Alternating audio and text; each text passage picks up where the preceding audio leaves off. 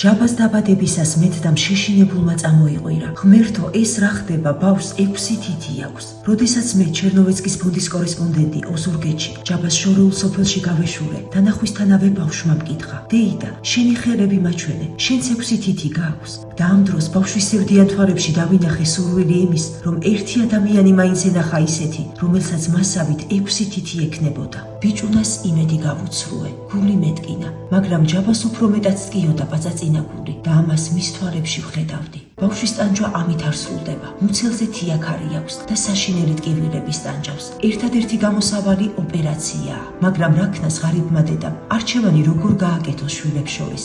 საქმე იმაშია, რომ ჯაბას 3 წლის ძმას თავის ტვინი აქვს დაზიანებული. ბავშვის კიდურები პარალიზებულია და ხოხვით გადაადგილდება. ექიმების თქმით განკურნება შესაძლებელია, თუმცა ეს დიდ ხარჯებთან არის დაკავშირებული. რაქნას 27 წლის დედამ არჩევანი რომელ შვილზე გააკეთოს, მტერსაც კი არ უსურვოთ არასდროს, რომ ამ საშინელი არჩევანის წინაშე დადგეს.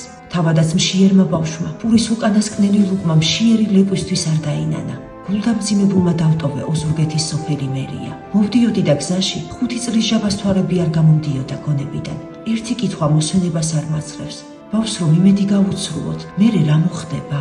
რა მოხდება და საბრალო ბიჭუნა დარწმუნდება, რომ კეთილი პერსონაჟები მხოლოდ ზღაპრის წიგნების ფერად ფურცლებზე არიან.